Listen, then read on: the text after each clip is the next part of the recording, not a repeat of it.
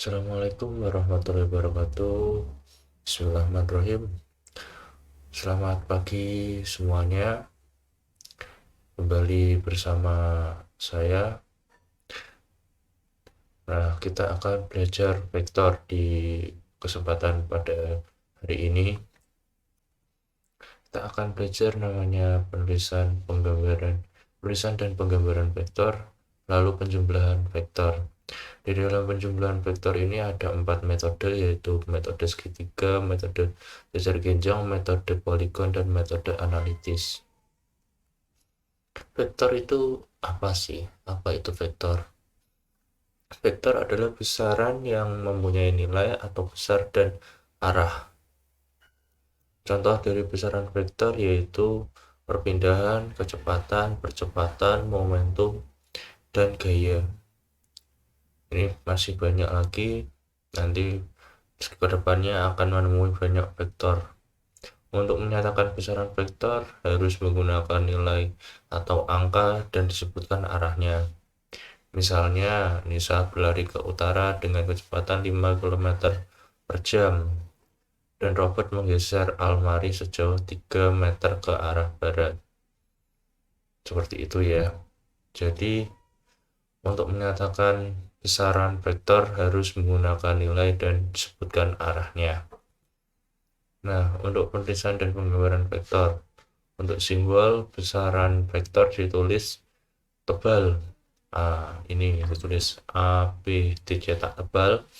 Lalu dapat pula dinyatakan AB miring lalu diikuti dengan tanda panah di atasnya. Nah, untuk nilai vektor atau besar vektor dinyatakan dengan huruf miring. Misalnya vektor AB ditulis dengan AB ditulis miring, atau AB ada garis sejajar di keduanya. Ini nilai vektornya, yaitu di pangkal hingga arah vektornya itu ada nilai vektornya. Nah, ini nilai vektor AB adalah C. Nah, ini di gambar yang B nilai vektornya 3 Newton ke arah kiri, seperti itu. Nah, untuk penjumlahan vektor itu ada 4 metode, yaitu metode segitiga, metode jajar genjang, dan metode poligon, serta metode analitis. Yang pertama, metode segitiga. Nah, untuk menggunakan metode segitiga itu yaitu lukislah vektor pertama sesuai dengan nilai dan arahnya. Misalnya A.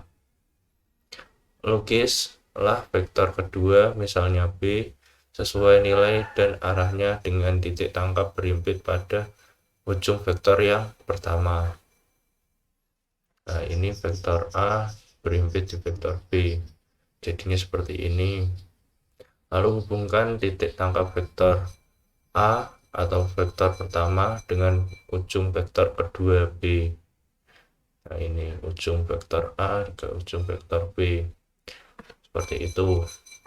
Lalu untuk metode jajar genjang. Nah, ini yang pertama, lukis vektor pertama dan vektor kedua dengan titik pangkal berimpit. Nah, ini berimpit.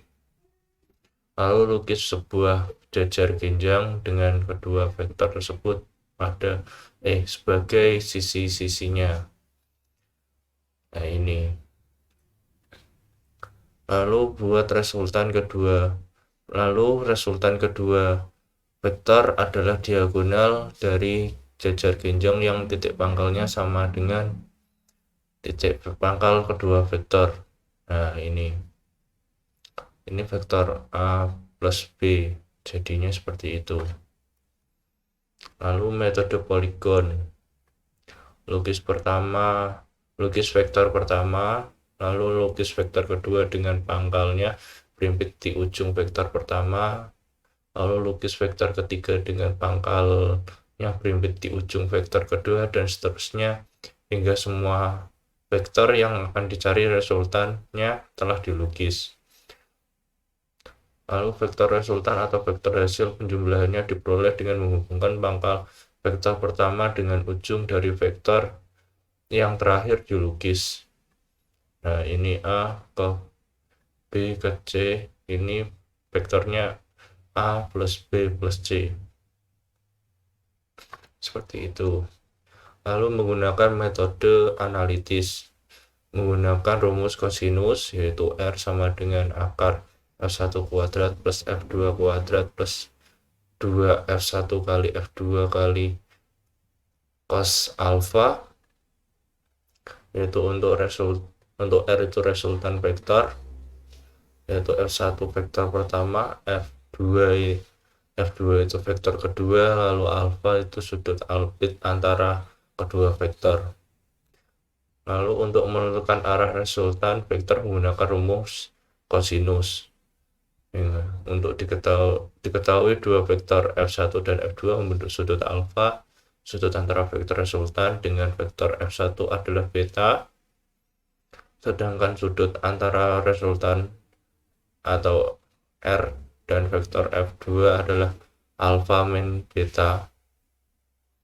Secara matematis bersamaan dapat ditulis dengan R per sin alfa sama dengan F1 per sin alfa min beta sama dengan F2 per sin beta. Contoh soalnya, diketahui dua buah vektor masing-masing besarnya 8 Newton dan 6 Newton. Tentukan nilai resultan vektor tersebut jika titik pangkalnya berimpit dan membentuk sudut 60 derajat. Diketahui F1 8 Newton, lalu F2 sama dengan 6 Newton, alfanya 60 derajat. Yang ditanyakan yaitu resultan, R-nya berapa. Lalu masukkan rumus kosinusnya, akar dari F1 kuadrat plus F2 kuadrat plus 2F1 kali F2 cos alpha sama dengan akar 8 kuadrat plus 6 kuadrat plus 2 kali 8 kali 6 cos 60 derajat, yaitu akar 124. Jadi nilai resultannya 124 Newton. Ya, terima kasih. Itu penyampaian dari saya. Silahkan kalian baca-baca buku referensi yang kalian punya. Banyak latihan soal.